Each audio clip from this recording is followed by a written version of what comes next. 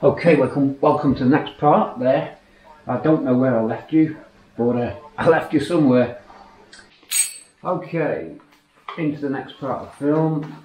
And this is where we're up to so far, assembled here. I've got these belts on now. These, the ones I've got at the moment, are 6223 gates, 1075. 1025 was too small. 1075 is on the verge of not adjusting, it's on its outer limits there. I've got that tightened up, but if these ever slack off in use, we're up to really the end of the adjuster on the bracket for the alternator, which incidentally isn't tightened up. We're going to have to watch that. That nut wants tightening, we'll have to check that's all alright. One thing I did notice when putting power steering on all my cars, the bottom radiator hose is very close to the belts, such that on unusual flexing situations you could get contact. Now, over the years the other cars have been alright with this and I've periodically inspected it, but never found them trying to rub through. Indeed, on one of them I've actually got a stat housing for the electric fan spliced into the lower hose, which is metal, and if it ever touched it would hit the thermostat housing, the sensor for the electric fan, so that was a workaround. You could always get a special hose for this if it's too close. It's all down to the radiator fitment. I'm not going to know till I get it in the car. As the radiator fits, it does slightly push this pipe back a bit, which gives you clearance, but you can get flex. It's one to watch if you're doing this. Bottom hose, you may have to come up with a solution, not too difficult solution, with an extended piece or indeed a custom piece of hose. I don't know, but the problem with a custom piece of hose is there's two different diameters on the radiator to the water pump, so you'd have to take that into consideration. TIC. What else have we got? We've got the thermostat housing now, a new one. Have a closer look at this, everybody. So that's an aluminium, a cast piece. That was, I think, £28. It's worth doing because they corrode. You get not as good a flat face there. You could face off your old one, of course, machine that front if you wanted to, but I found mine corroded up. I just thought I'm going to do it. So that's to be fitted along with the new gasket and seal kit for the stat. We're going to reuse the original stat because I think that was a new stat. We've got the grommet here for the oil catcher can that you saw me fit earlier on in the film, with the solder and a little bit of JB Weld, I do believe. That's fitted and solid, so we can insert that with some rubber grease into the catch can grommet hole. That's for the PCV valve there. We've got the manifold painted. We just need to put the gasket on and bolt that up. The manifold here, just moving you out. Catch can there, of course. Cam belt can be fitted once the stat housing's on. I'll talk you through tying up the cam belt and fitting it. There's a new tensioner wheel there. I've painted that. I think that's today's jobs. We haven't got the rocker cover back, or the front casing cover for the timing belt back from powder coaters, but it is out on powder coat. Power steering pump, of course, repaired. We've got that bolt to do. I'm going to do that bolt now. You'll notice I've got blue paint on each bolt. That's if it's been torqued up. I do mark it with paint. I've got a label here reminding me torque all bolts, and mark with blue dot because very easy to forget. Put the engine in and then halfway to Gibraltar you've got something falling off. So you've got to go through all the bolts again and double check. And then we're looking at a position where we can probably get the engine back in. We'll fit the flex plate. I'll bring that across to you now. You've seen it before on earlier clips, but it's painted up. And we're using an original Cortina flex plate. I do believe just using normal steel is a dangerous move, so I don't want to chance it. This one looks in reasonably good order. No signs of any cracks appearing on this. And then the parts associated with that. We've got to torque up the flywheel bolts. We can't do that whilst the engine's on the stand because you can't access the rear of the engine. So this has to be fitted when it's actually suspended on the block and tackle. We've got lifting hooks, which I think I showed you there. They're okay, they're good for the price, really good. Copy lifting hooks. And I think that's it for the parts update. I'm trying to think if anything else came in. I don't. Oh, we've got the core plugs if we need them. I'm going to have to inspect that. So it's a tricky one whether I do the core plugs or not. I probably will. Just don't like disturbing them, but it's probably better to do it. That's about the roundup. I'm going to get on now and tighten that bolt up, and we're going to fit this start and get the start out of the way. Join me. Just in case you're using the videos for reference, say you're looking it up, that's the correct way the start fits. You can get the start the wrong way round. So it's the spring outboard like this here. This is the one that came off the car, was correctly fitted into the light. You can just see that. This is, I think this is an 88 start. They are stamped up. You can get different temperature starts. So that has a rubber washer on it as well. And if you look on this one, I've noticed this a lot on Cortinas, the rubber does break down. That one's actually alright, to be fair, but I have seen these break down back into less contrast light. Sorry about that. That's okay, but I've noticed the collapse inwards on themselves, and water can get past it and you get overcooling. I noticed that once on a Cortina where this rubber had compromised.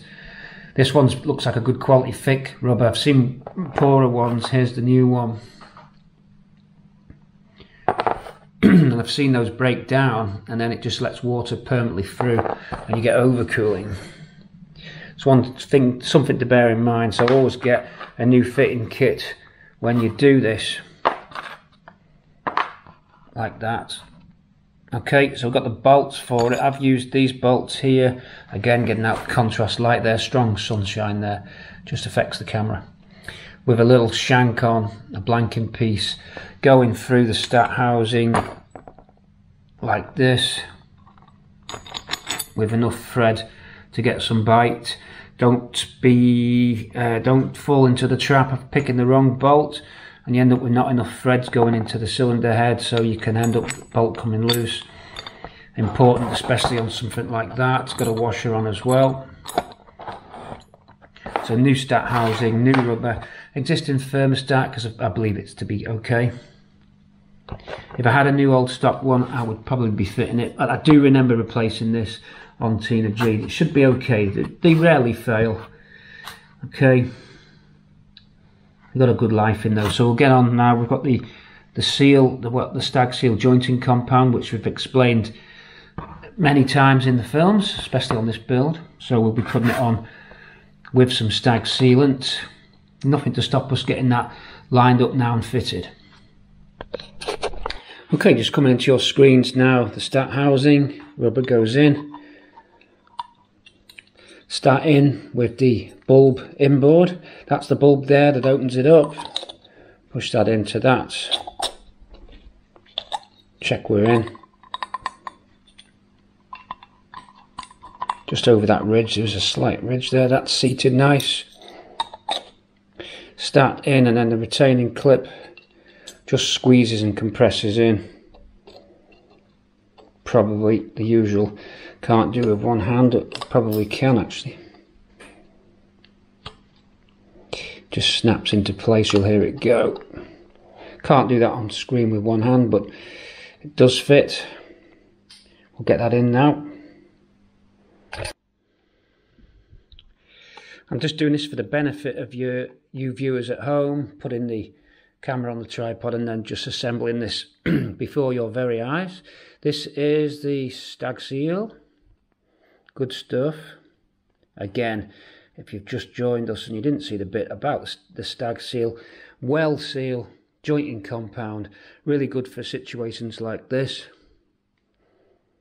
So just as thin, the usual just thin. There's no point it being thick because it just all compresses anyway. But it helps you keep everything in place and it creates a great seal. Both sides then. say it keeps everything in place and then it goes and moves. You get the idea. So we're going to offer that up with the bolts going off your screen, just behind the camera. Bolts are going in. Coming back to you in a sec. Let's just get this, doing it for the benefit of your viewing pleasure. For your added safety and security, CCTV cameras are fitted. For your benefit and security. Right. For your benefit and security, this premises are covered by CCTV. You are being monitored. Wow, I see that. I flipped the gasket upside down. Amazing. Things you've got to do for YouTube. Nice. Watch me struggle for... He's at the camera. Ring the bell. He's at the tripod. Ring the bell. There we go. A little bit tricky because I was one-handed. And look who it ain't, covered in paint. He's gone and got stag seal all over the place. Lovely stuff.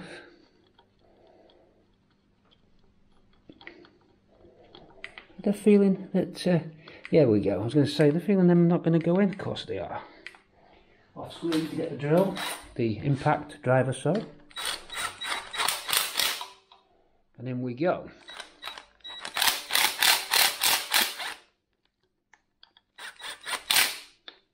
Just lightly for now. And then we'll do those by hand. So we get a feel for it. Certainly something you don't want to over tighten this. Be careful, otherwise you squish the gasket away. So it's just the right amount of torque. They will be in the book here, and do you know what, often I feel like doing that, and I might do that with this because it's such a critical area, just to set the torque, bolt and braces. Although, you know, I've done hundreds, not hundreds, but I've done many stat changes over the years, never had a problem. As long as you've got the right bolts there. Easy to lose your bolts, folks. And when you come back to building your engine, you've forgotten which bit went where. And in the case of those, as I said, I've used ones with a shank on them. Now, I didn't have them in my bolt kit, so over the years, this has probably had the wrong bolts on it. I don't know why, but I'll pick the one with blanking shank on it, then enough thread to get a good purchase into the block. And then, at the moment, I'm nipped up by hand. Don't use the impact gun, because you've no gauge way of feeling it, at least on that type of gun. There may be ones with built-in torque settings, I don't know. Sounds a nice tool to have. That's on. I'm now going to time the cam belt up, get the cam belt fitted, and we're off then. We're off up that area, okay? We're good to go. Back in a sec for cam belt. Okay, with the housing now torqued up, I actually used a manual torque wrench, just coming into your screens now, just because my regular torque wrench didn't go down low enough. I think it's 14 Newton meters, or was it 14 pounds? I think it's 14 pounds. Hold on, let me just check that. Yeah, 14 foot-pounds on those thermostat housing bolts according to the manual, which I'm using. The Autodata book's probably the best book out there. I find the Autodata book just more precise and easier to get to than the Haynes info. So if you see one of these at the car boot, get one. Autodata books, they're just a little bit easier to use. Okay, little tip for you. Okay, so here's our new tensioner wheel. I'll take note of the positioning of that spring. There's a tab on it. One ear of the spring is resting on that tab. The other ear is on the groove of that upper bolt, which also serves as the cam cover securing post. And indeed, when your cam cover's fitted, you need these. These are little shanked bolt that has a rubber grommet on it, stops the cam casing rattling, and they fit into there, and they can only tighten up so much because it hits the shank, so you don't over tighten and crush the rubber on the cam casing. So that's what they're for. I've only got one, two missing. They're hard to find. They're one of those bolts that always seems to be missing. Anyway, a crowbar on the tensioner wheel, and you push back. We want to lock it out of the way under tension for now while we're fitting the belt. So I push back like this. You can use any bar, and you'll see it's spring loaded. That's the tensioner. So I'm going to lock it up in that position, out of the way. And that's now out of the way, ready for the cam belt to go round. Also, this is loose here. This is a spline. Let me see if I've got that for you. Coming into your screen now is the tool for that, although any torque I think is the same if you find the right torques fitting. This is a Sykes tool which goes into that post, and later on we'll lock that and that securing bolt once we release it. But at the moment it's tensioned back out of the way so you can feed your belt in and round. But before we do that, we've got to remove the lower pulley. I knew I had to do that. So we'll just loosen off the alternator, take those belts off, get the pulley, bearing puller on that way. We could probably do it by hand because it's now nice and free. We've copper slipped it as well. Okay, so we're going to go for that. I'm going to lower you down a little bit for this. So you'll come down in height now, and we'll get on and fit this belt. We're going to need the distributor for this because it's important to get this wheel. And you know what, I've just reminded myself of something. Hold on, I'll be right with you with that. Going to go freehand now. You're coming off the tripod freehand, live. Still recording. Putting the tripod back out of the way. I'll just show you how I mean with the tripod. There it is. It's got a light on it as well that I've fitted. And a battery backup pack, because the camera's always flat. There's one thing I've reminded myself to do, and that's to prime the oil. And you can do that once the distributor's in by spinning this auxiliary wheel. That also connects to the oil pump as long as the distributor's in, I think. I don't think it connects to the oil pump without the distributor, although it may do. I think it does actually. We can prime up. We could do with really putting some oil in it and getting some oil up to the spray bar. Spray liberally. It just helps. You've then not got a dry engine, you see. There's no reason why we can't put a bit of oil in it and just check. It's a great opportunity to check the efficiency of the spray bar, make sure that all the holes that we re-drilled out are okay and it's putting a good splosh of oil onto each lobe. And you can do that by getting an electric drill and spinning up the auxiliary wheel. Once I've worked out whether or not you need the... No, you do need the distributor in, because the hexagon shaft you can see down here just about drives the oil pump. And the oil pump is driven by the distributor via a little drive at the side there, almost a worm drive at the side, which is connected directly to this wheel. So wheel turns distributor, distributor turns oil pump.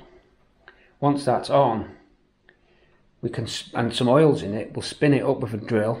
I think it's a 17mm drill bit should do us. And then we'll see the oil pump out of the spray bar and we know it's all good. So yeah, some oil going to go in now. I just remembered to do that. It's a good thing to do. So I'll dig out the distributor, get some oil, set you back up on the tripod. We'll top up the oil. Then we'll spin that and make sure the engine's primed. That's a good way. You're ready to go then, because we're not rotating the engine upside down now. We're done underneath. So it's always going to stay this way up. So if that wasn't the case, I wouldn't be putting the oil in it. There isn't anything in the power steering fluid. Let me remember to put back the stag steel cap. Guess who just stood? Guess who stood on the cap, on the jointing compound on the floor? Yep, me. Okay, so you'll go back on the tripod now, and we shall prime up. Let's get some oil in. Pete C at the controls. Off your screen. I've got this nice tube, and I fit that straight into the galley drain, and then chuck in just a few litres of the amber nectar. This funnel's dirty, hold on. Swipe that funnel down, start as you mean to go on. Clean the funnel. Okay, so we're going to go directly into the drain galley, the drain section. This goes straight to the engine. Do not pass go, do not collect 200. You can of course just go anywhere you want in the cylinder head. You could go there if you wanted to. would be quicker than this, but you get the idea. So this will take a while, and I'll be right back. The oil is in, but we're just getting ready to fit the distributor, and there it is. Mine's a I think it's it's an electronic one. I think it is the famous manufacturer. Oh, who is it who does all the electronic ignition kits? I can't remember off the top of my head. I just can't, but it's a Bosch copy electronic unit. Okay, not expensive, about 84 quid, but I can't remember who they do it with. It's not Lumitation, the other one. Anyway, I've connected an earth to it. I'm using a bench power supply, but you could use a battery charger, well, old school battery charger at least, not the latest types, but you need a power supply. So I've got 12 volts on there, and I'm going to test the position of it with a light. So this light here, just a little light bulb. So I've got the positive side of the light bulb onto the positive. The negative side of the light bulb is on the output of the distributor. So what would normally go to your coil, minus side of your coil. This is simulating the coil, so the bulb here now simulates the coil firing, and as I rotate this, you'll get a flash each rotation. That tells me two things. Well, it tells me that the unit works. Okay, so that the Hall effect sensor, the magnetic pickup, is picking up the magnet as it rotates. The magnet sensor, called the Hall effect, triggers a little transistor there, or a triac, probably, no, transistor, which then grounds out the bulb or the coil, and then makes the coil, once it discharges, you get your spark. So there's 4 for every rotation, because it's a 4-cylinder engine. So what I'm using this for is, when I fit it to the engine, this isn't necessary by the way, it's just a little bit of OCD. When we're positioning up the top dead center crank and the timing of the belt and the head and everything, that the number 1 rotor, the number 1 spark plug, corresponds to the rotor just when this flashes. So that's basically a firing point. So I'm using it to align perfectly, or as best I can, the position of the distributor. You want it so that the distributor is able to adjust equally left and right, and that the vac advance is positioned in the correct way. The best way for the vac advance to be installed is so that it's just pointing at the oil filter around there. You can get it so it's all working, but your vac advance is round this way. We don't want that. I want to get it in the right ballpark. So by using that setup there, it'll just help me to get the trigger point, and I'll be able to demonstrate as well a little bit better the firing cycle. So you'll see that lamp flashing when we turn the crank.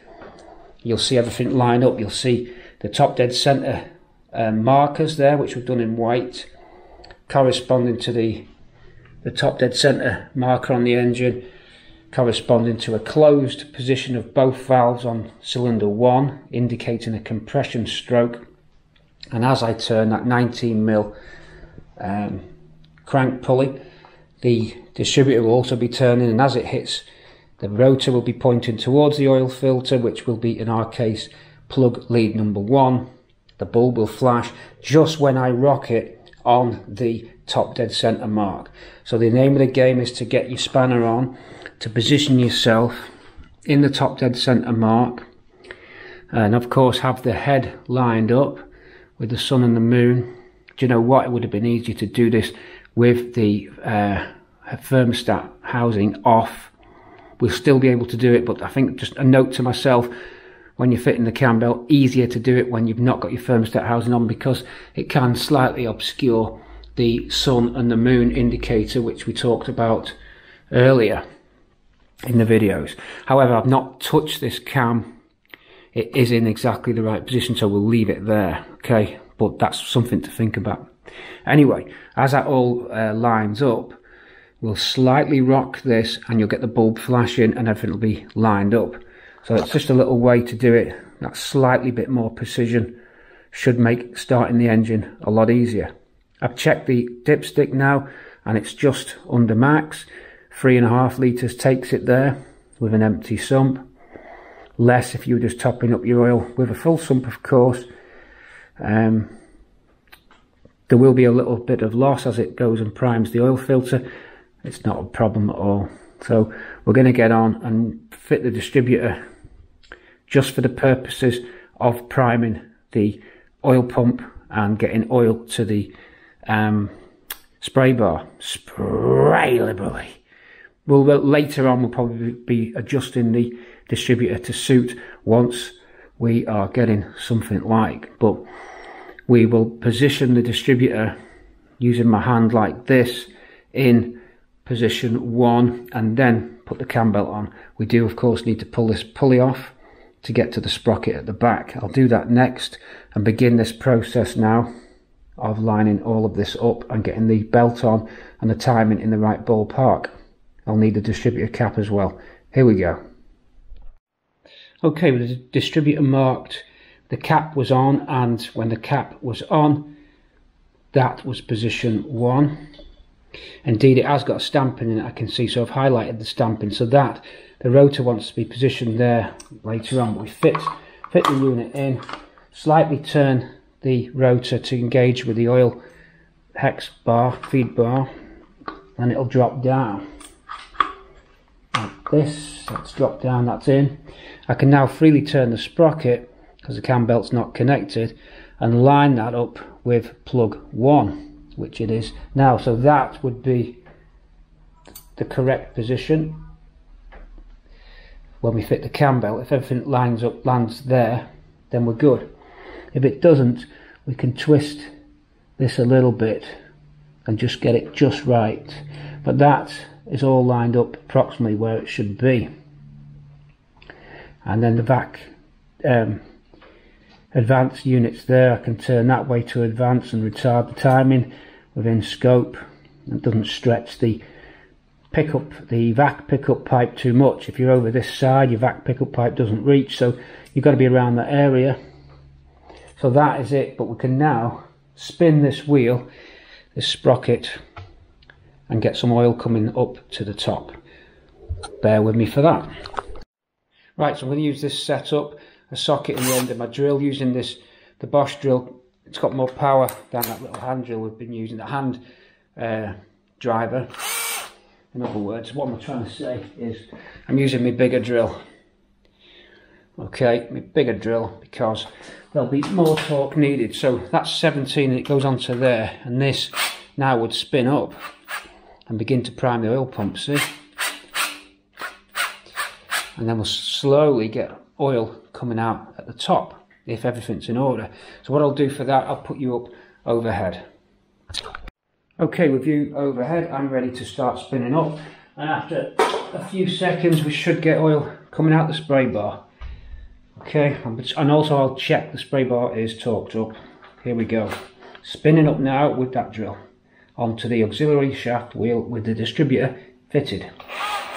Here it goes.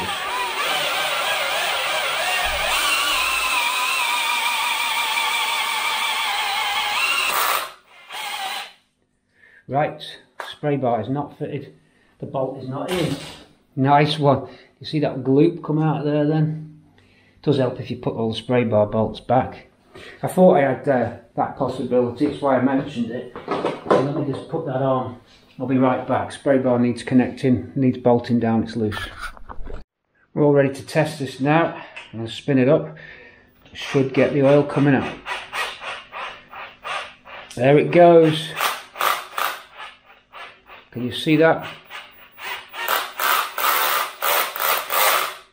Let's increase the torque on the drill. I'm getting all the holes there. Can you see that? Hopefully you can.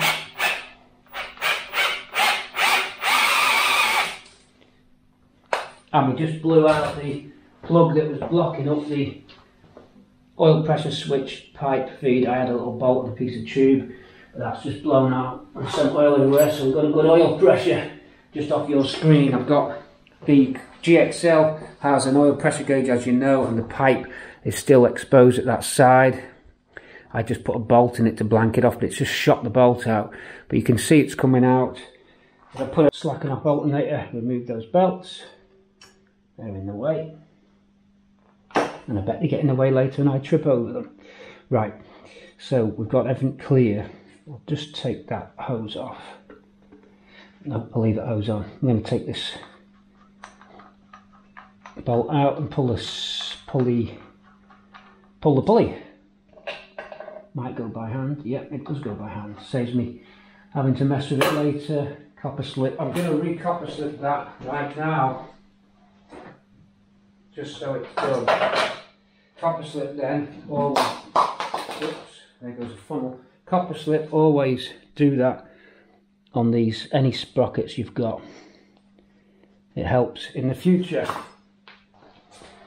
Right, we can now feed in the belt onto the sprocket. We just pull this little cover off. That's dished outwards, by the way. You can get them the wrong way round. Dished outwards, almost to scoop the belt. I'm going to put the belt on with the writing that way. That seems logical, that you can read the belt's text. I don't think it would make any difference. Someone out there might say that it does. So now engage on the sprocket, no particular position needed.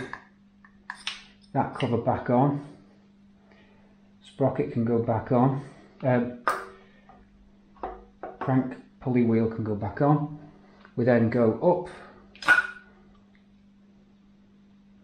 through that side behind the thermostat housing, slightly twisting that. Move those cables.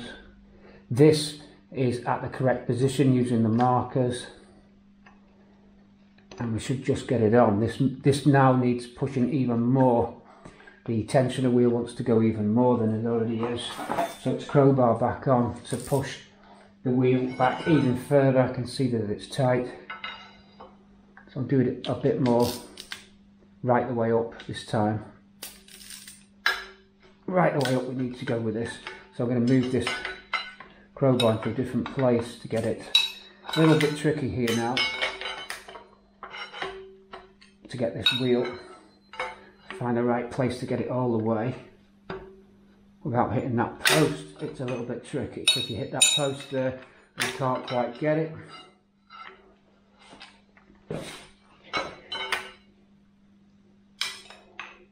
There we go, just got to be overhead really. Now nip it up fully out of the way. So held out of the way, even fully pushed and held out of the way. Now we should get somewhere.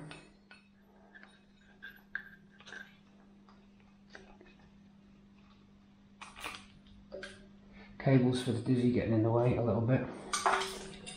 Mind of their own, those two. There we go. And even with that, it's still pretty tight, but it will go. Of course, before we do that, we've got to be at top dead centre. Anybody spot it? So we have to turn the engine.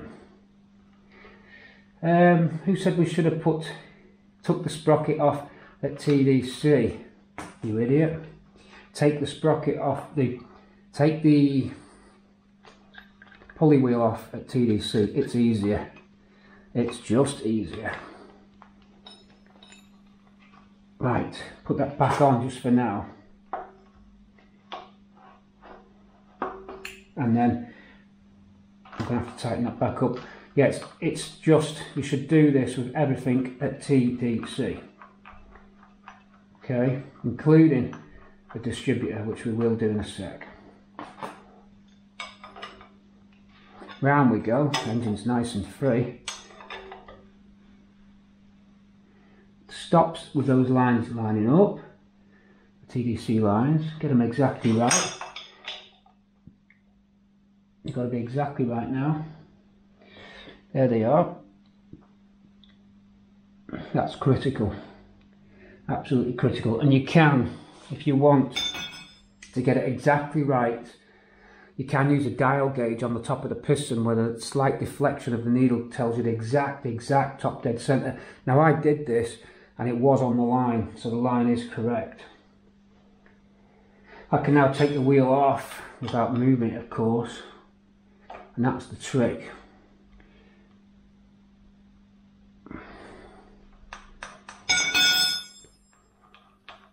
but obviously we put this back on in a minute and then slightly move it. So this comes off just to give us the right, so we're not feeding the belt all around over the place. Just makes it that little bit easier doing it like this. Up to the top, through and round.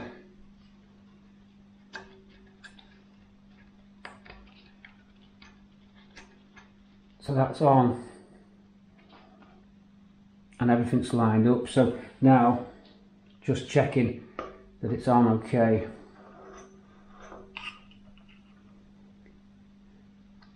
Put that back in, put that on, and then our bolt on. So you now check that that marker TDC is on, and the mountain and the moon indicator, which we talked about earlier, is lined up. If you don't know what I mean, go back at the video. There's a marker with an arrow and a dot on the, stamped into the cylinder block. The arrow is fitted onto the sprocket. The arrow and the dot need to be in line when this is at TDC. So that is it now. And then you would now turn the auxiliary shaft just about so that the rotor is pointing to that marked position. Ignition lead number 1. I'm now pointing to that position here. You can't see it, but I'm in line with spark lead number 1. Both valves are shut here. Indeed, you've got play in the clearance of the valves. Just checking you're still running. Up you come. Checking here that both valves are shut, so that's a compression stroke. Double checking that the mountain and moon indicator is on, pointing at the dot, which it is. So that means this belt can go on at that position for everybody, like this. That is now timed up and everything is lined up. I'll go over it again. The crank pulley wheel, the TDC marker that's stamped into it, is lined up with the marker on the casing of the front aluminium cover. The valves are both closed on piston number 1. Indeed, the sprocket is lined up with a punched in marker on the cylinder block, indicating that that's top dead center for the cam, and everything is right there. So now what you do is you release the tension on the tensioner wheel, and you'll see it drop back slightly, taking up tension. Now do one rotation round and everything will begin to move. That will now take up a little bit of slack. The idler wheel will do its job.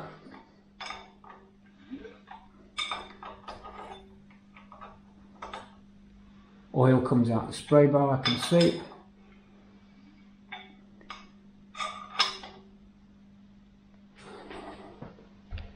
Bringing you down, sorry about that.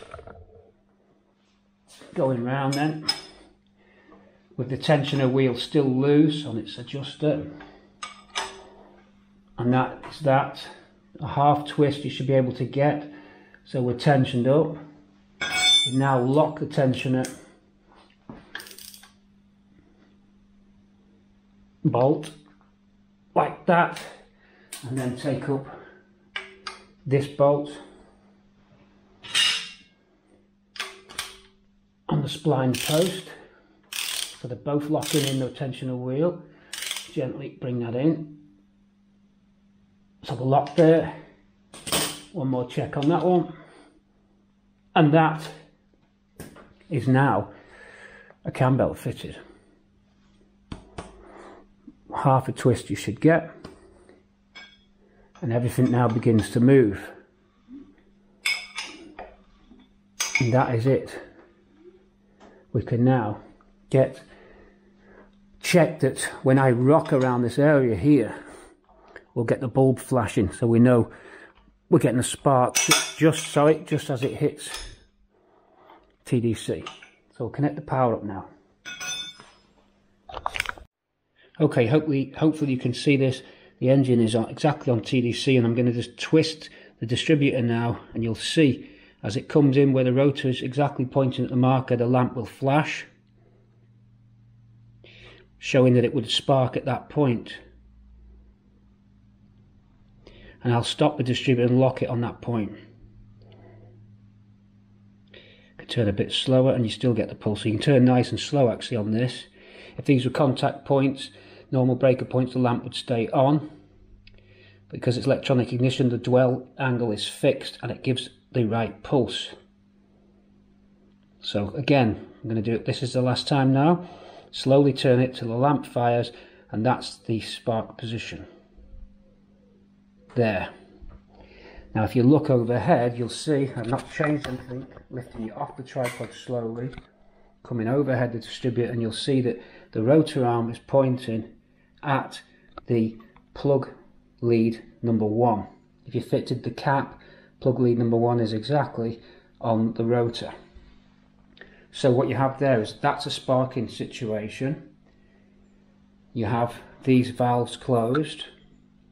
You have the mountain and the moon marker exactly lined up. You won't be able to see that now because the thermostat housing is slightly in the way. Let's try, but I don't think so. If not, you've got it on the other videos anyway. Don't think I'll be able to get you in to do it just because of the angle. You can just about see there's a marker in there. That sprocket is lined up on that marker. Cam belt's tensioned up. TDC down here on that marker, exactly in line. We're sparking at that point. So that should be correct. So that should be timed. Whoops. Should be timed up exactly. I'll now fit this to clamp down the distributor. Of course, to get your timing exactly right, you don't have it firing exactly there. You have it advanced or retarded, depending. This is just to get you in the right zone, and the idea being that because you've set this up all up halfway, you've got an equal amount of distance to adjust the distributor inboard or outboard of the engine. In other words, the vac advance, which always gets in the way, can come far enough back here or far enough back there for you to do your adjustments. We can lock that on now with a 13 and we're good there. Okay, last minute clean round the face, which is nicely sanded back and clean. Getting ready for the gasket for the inlet manifold. Inlet manifold facing coming up to you now, nicely cleaned and machined off. And then the gasket coming up your screen now. We'll take this off. And indeed, we'll hang the gasket off that bolt. You'll notice that I've got an injection head. And look how close the gasket comes to almost not sealing on the injection head. Only just makes it. There is enough there, and this is talked about and discussed, and everybody knows that it does work. If you used a gasket for an injection, I think then it doesn't seal on the manifold, so you have to use this. So it's stag seal again off your screens, but grabbing the stag, and I'm going to prepare this gasket ready, then hook it on. Okay, here we go.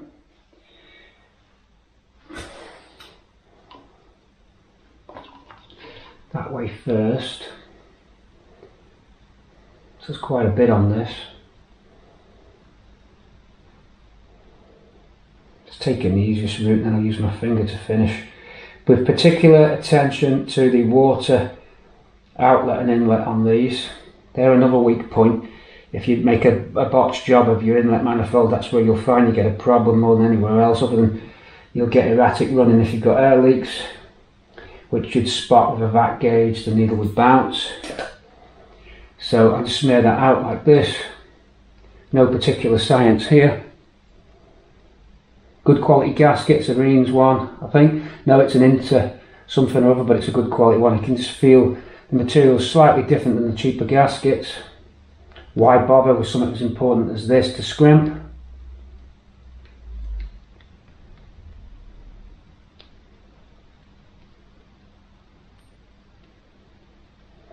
So that's the area there. They do say give it a little extra. The reason why that happens when they say that to put extra sealant round that bit is that it actually corrodes slightly the face of the block. Indeed, this one's done it too. It nibbles into it a little bit and you can develop a leak there. You get white smoke. The water gets into either 2 or 3 inlets. Okay.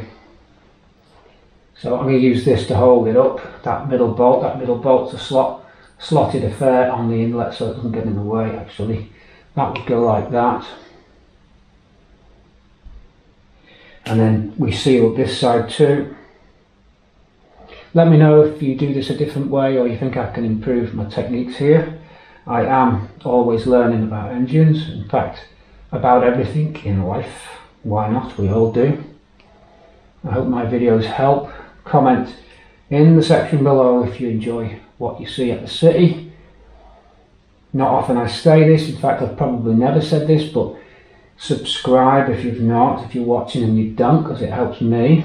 I know you hear that everywhere you go, it's such a cliche, because if you wanted to subscribe you would, you don't need me to tell you, however you may have forgotten. I'd like to get the subscribers into 50k, can you help me with that? Is there anything you can do, because I've been asking this for a while. Would you consider sharing links, trying to get people to join Cortina City? I'd be happy at 50,000. We've got 26,000 at the moment, but 50 would be nice. 100 gives us the YouTube special badge, plaque. Will we get there? That is it, and it's lined up.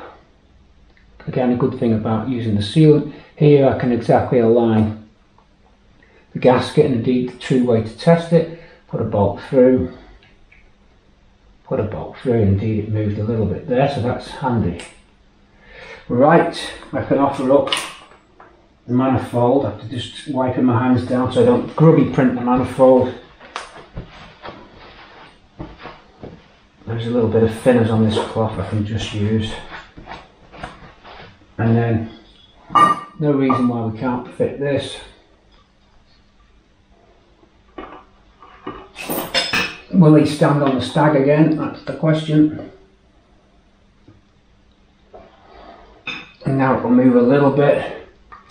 I'll try and get the outer 2 in. What a gunge. We'll get in there.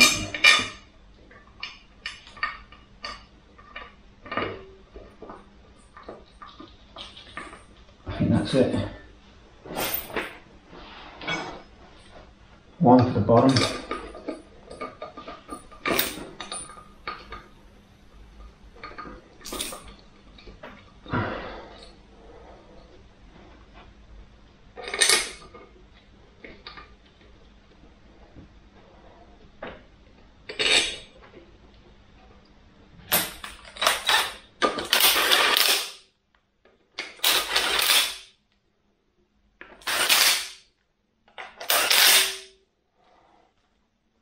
That is that. Now we torque up.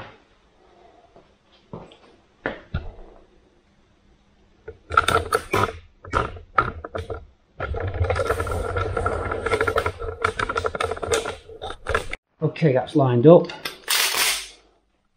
All them are in.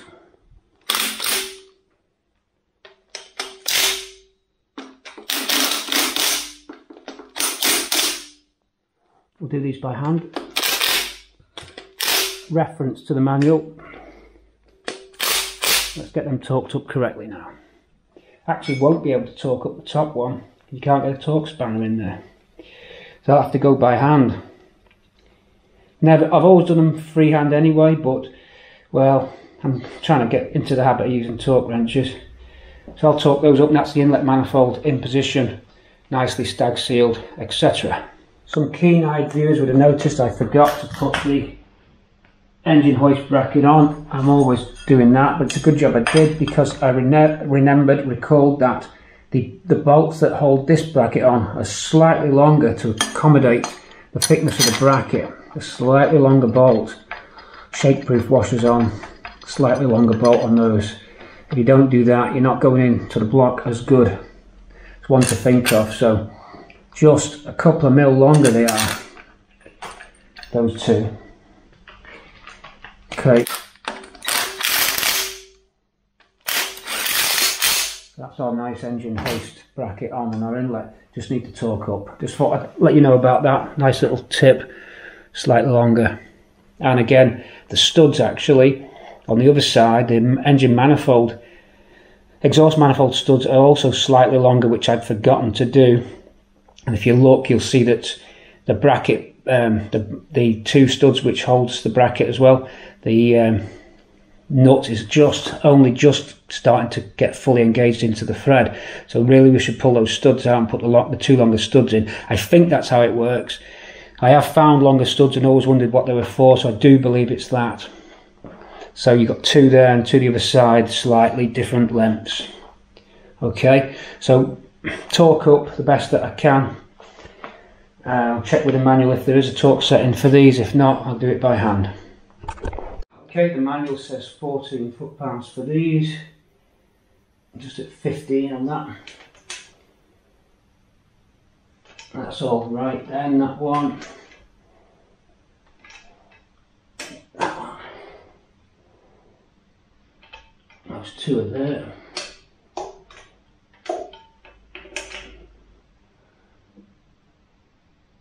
That's 15, and then you've got to go by hand on these. Let's feel those.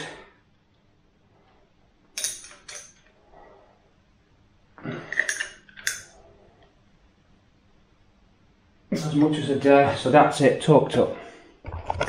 Okay, heat seeker controls. Fan belts are on, alternators tensioned up. I've checked all the rest of the bolts now. I think we've done everything. Exhaust manifold and inlet manifold are on. I think that is it for all we can do when it's in the engine stand.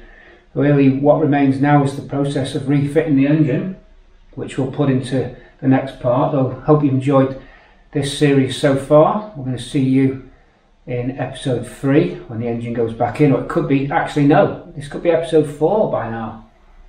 I don't know how far I get into the episodes because there's a lot of footage there. When sometimes you think you've got half an hour, you've got an hour of footage, so where you're trying to predict in the film when it's going to be. But probably episode 4 I would have thought, even 5. So all parts that we can think of are on. The rest of the stuff can be done in the car. We've got to get the flywheel and not flywheel, the flex plate on. That needs torquing up with the right bolts.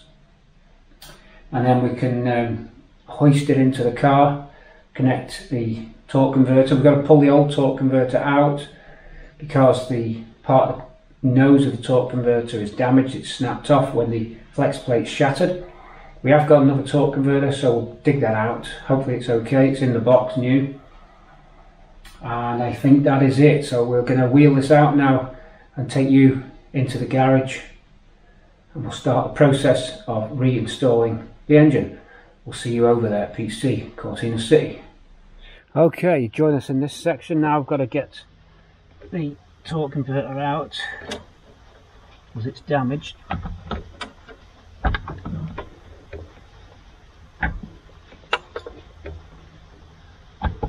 It's a shame because it's a new one.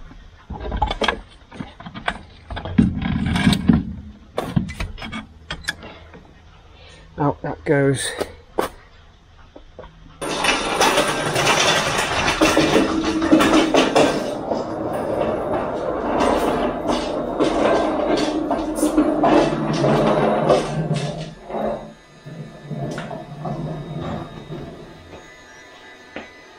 Okay, there's just enough room with Tina G slightly rolled back with a chop under the back wheels. Luckily some friends came and give me a push up with Tina G, within a struggle otherwise. Just enough room to lift the engine and get on with the flex plate attachment, torque up those flywheel bolts, get them right. We're going to get some Loctite on those. It should just clear if I push the car any further back, it's starting to go down the hill with the chalk, and that'd be a little bit harder for me to push up, but we should be okay. The noise you can hear in the background is the solar. So this improves things. The noise you can hear in the back is the solar, because it's a sunny day. It looks like some summer weather's finally here. So yeah, we've just wheeled in. We now get the engine hoist crane on, lift this, undo all these bolts here and get the engine swinging. Swing like you're winning, and then we'll get that flex plate on, start offering it up back into the car.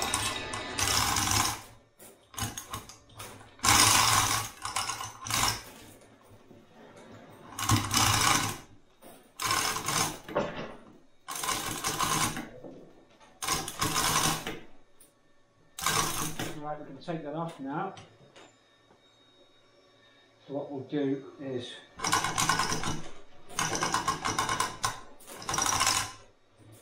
undo the wrapping pin.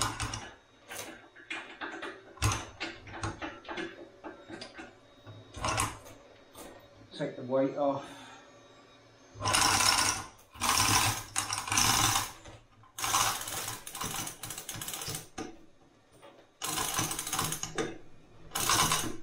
Should be able to withdraw everything now.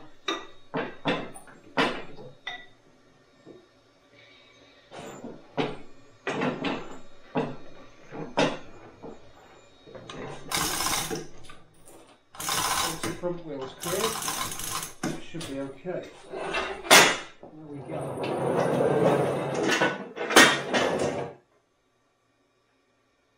That section's done. Okay, here's the engine ready for the flex plate. Rotate round and you'll see what we've got here. This is the old one, so I'm using that as reference, and the scallop piece, or the rounded out bits inboard. On this spacer, there's a spacer here, and then there's a dish cup, and then the flex plate itself. So we'll line everything up. You hit the tripod, boom! Goes the tripod. So that's lined up, I think. It looks like there's an exact way to get this.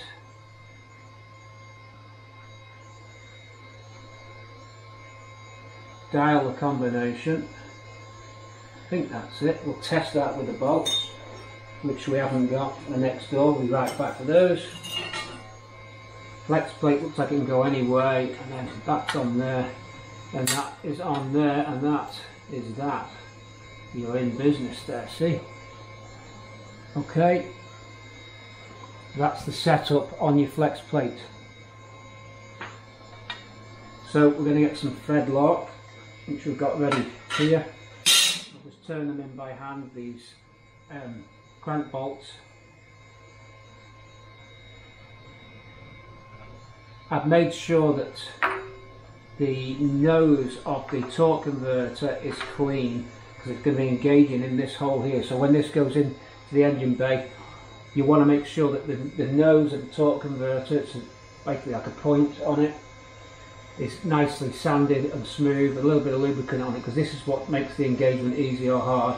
The nose of the torque converter will need to find its way into that. Once you're into there, you're halfway there. I'm just going to get the bolts now, and a spanner and a torque wrench.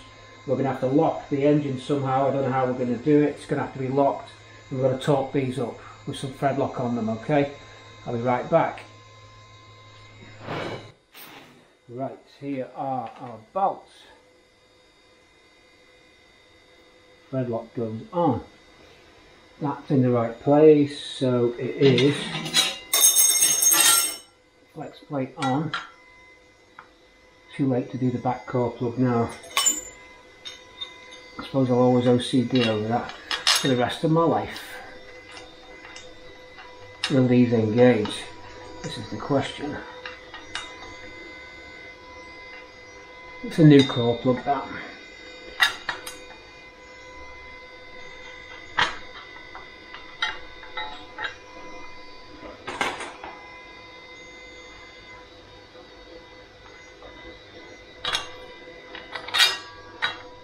Hopefully these will find their threads, which they are doing, so we're going good there.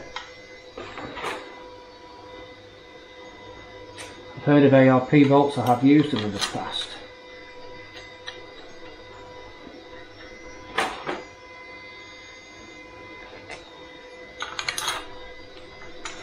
Everything's lining up okay there. 2 more to go. I'm just going to check on the screen now that we're in shot. Let me just see if I touch that about the middle of your screen. So yeah, you're better off about there.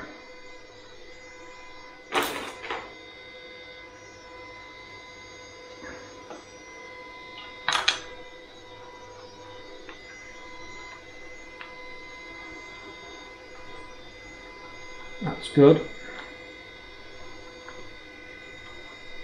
And now we need to bring these up to torque. I'm going to get set up now with the torque spanner, torque wrench.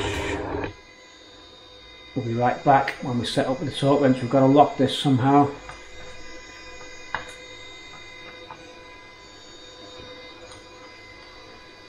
Not much, is it, to transmit all that power, just that plate. It's amazing really. I know a lot of the force is sort of going lateral, but even so, if lateral is the right word to use to describe force pushing through the object as opposed to pulling against it, but it does allow, the flex is actually in this plate, allows for a little bit of movement.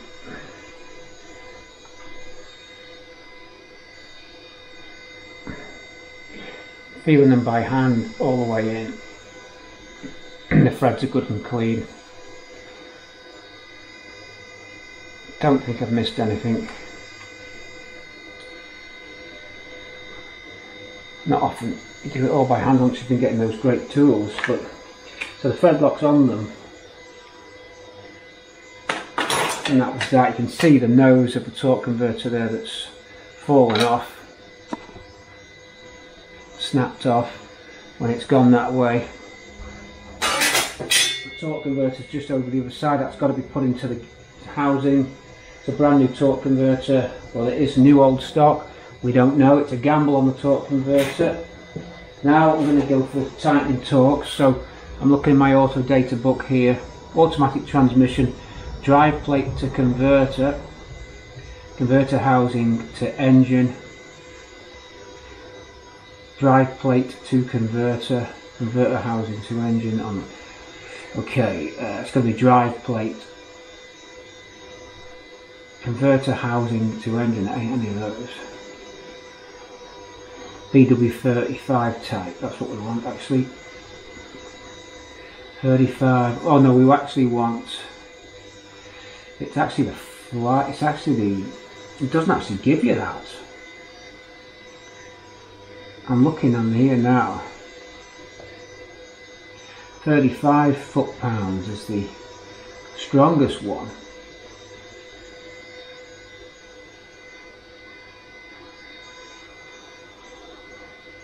Where's the flywheel? Is it on the engine?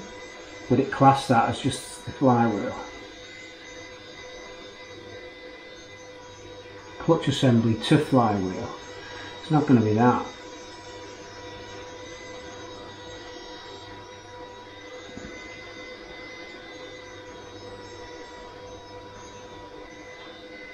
Doesn't actually give it you.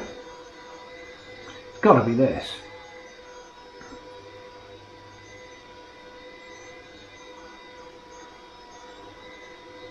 It doesn't actually say what these are. There's me raving about the Autodata book.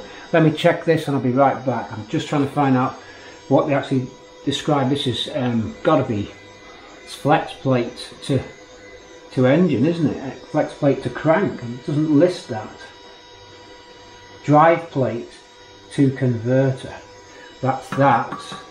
So the torque converter, so that's those 4 bolts there. Converter housing to the engine. Converter housing to the engine. We're given 46 foot-pounds. Doesn't correspond to any of the figures in the Autodata book, but the Haynes manual does have classes it as flywheel. So I've got that crowbar in there. There's one. I'm just going to go round opposite sides and torque these up. Let's hope that's right.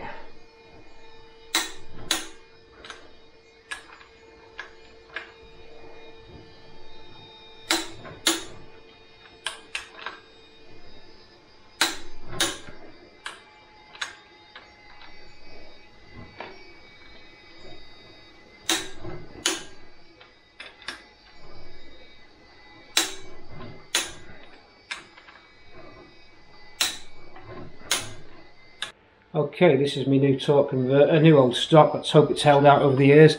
I've cleaned the nib in the middle, so it's ready to go on, and I've cleaned the threads out as well on the ring gear. Now I've got to insert this into the car. Here we go. If this torque converter doesn't work, we're knackered.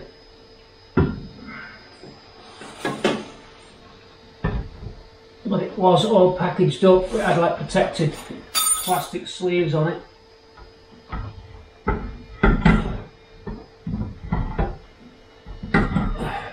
I know you've got to turn it till the pump engages. I'm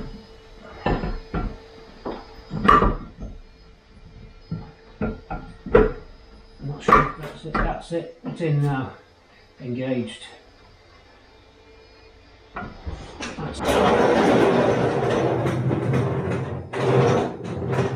The jack under the gearbox.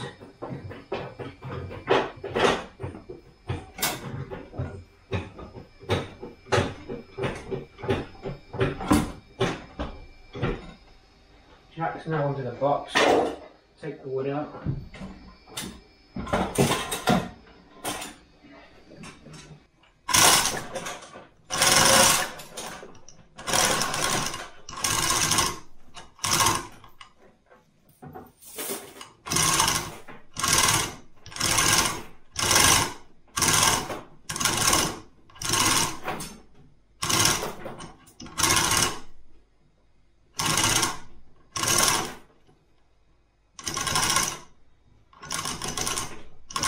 Heading that way.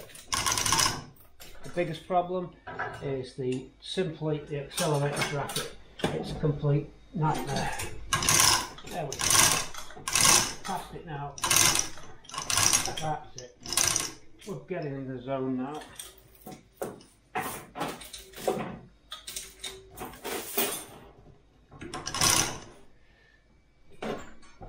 Make sure that's still on. That's still on.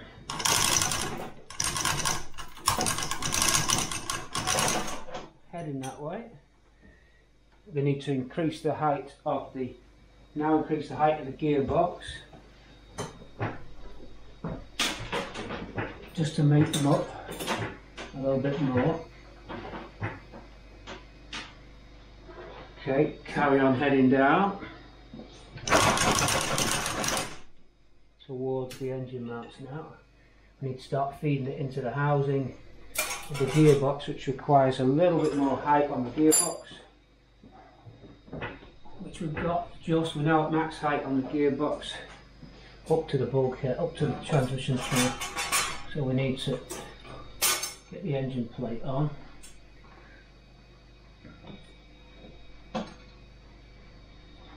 There's a very annoying dipstick. Take it out. It's in the way. Dipstick out. Right.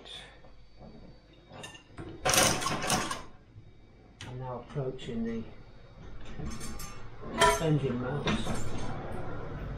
I'm now in the engine mounts. One side. Still need height on the gearbox. At that angle at least. A little bit more gain there. Checking the dust covers on.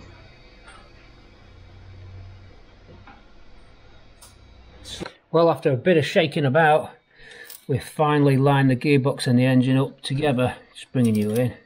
Hold on, excuse me, you're coming in now. So we're just doing the bell housing bolts. I've got the sandwich plate to line up in the end, and then just wiggle the engine in. There's no real way of describing how to do it. You'd be no better if I told you, except to say a combination of the jack under the gearbox, pulling on those chains, and eventually you just got to wiggle the shaft of the torque converter on, and you get there in the end. It was tricky, so just getting the engine bolts now and putting everything back in. The bell housing bolts, should I say. Plenty of them, and quite a few I've got are missing. Some of them aren't long enough. This isn't the right one.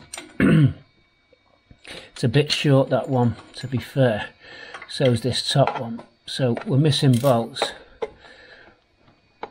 So we're just going to have to go and find some, because these will OCD me out. They're just too short. Certainly that one is. This bottom one's okay. That's the right one. Do a longer bolt. So yeah, everything's lined up. It's all going back okay. No problem with the bell housing bolts so far. I don't see why there should be. And that string hasn't got in the way. Just a few missing. Probably only two actually. So I'll go and find those now. We need some more engine bell housing bolts and then we're good to go. Probably only 2 or 3 missing. I found most of them. Looks like the hydraulic lines are going to fit okay. So I'm just going around checking the rest of the bolts. Basically it's all about getting the engine bolted to the bell housing. I have noticed that those belts won't work. The alternator is too far adjusted where it's too close to the chassis, so we're going to have to go for a smaller belt, possibly even modify the alternator bracket and bring it even further in. That might be a way around it using that belt, smaller belt that we had. So we may have to alter the alternator bracket just to bring the alternator even closer up than it is at the moment. I'm not happy with the clearance there, so we'll look at that. That could have been the problem all along. We needed a different type of alternator bracket perhaps. Starter motor then, that can go on. I'm just going to get myself a torch.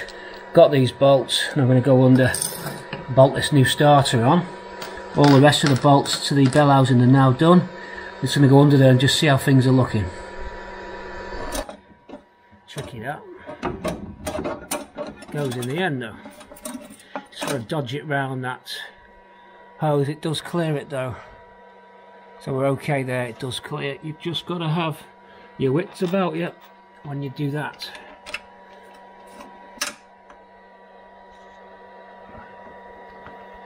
The starter motor does fit.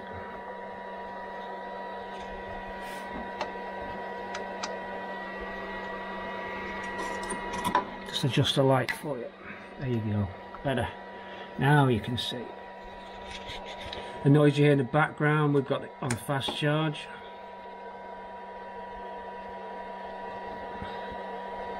Okay, these will be pretty straightforward. These, I'd have thought.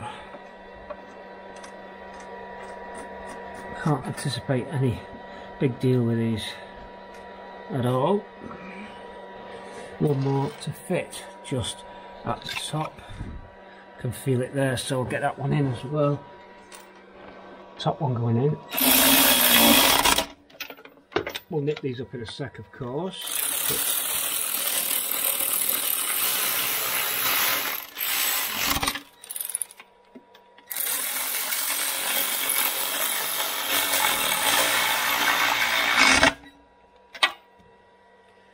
Obviously got to nip them up. At least that starter motor goes in. Should turn it over, I'm hoping. And there's our clearance on the pump, which is okay. We manage it. Indeed, if we feed this the low pressure return hose up, we should find that probably by going underneath that one. Bearing in mind it'll move with the engine, but if we get it there, we might just get it there. It could go on top.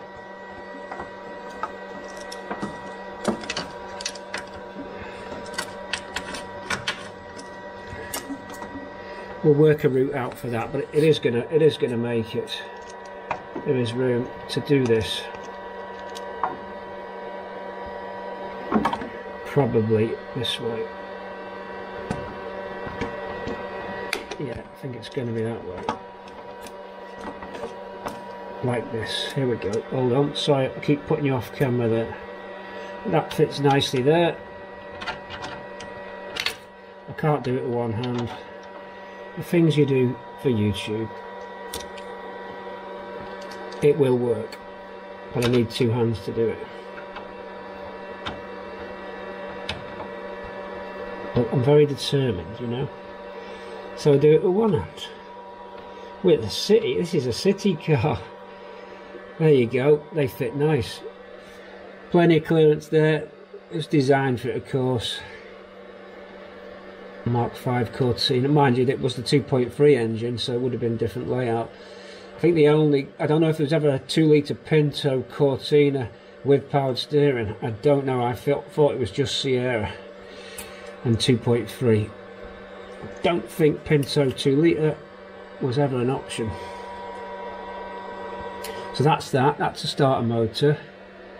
So we're looking good. There's a nut and bolt to put in there. People always forget that one. And then I think under here we're done, other than the exhaust. Exhaust looks very close to the steering coupling. I'm hoping we can just about get through. That is close. I didn't anticipate that's extremely close. Yeah, it's just that coupling there. I'm hoping we're just going to miss it.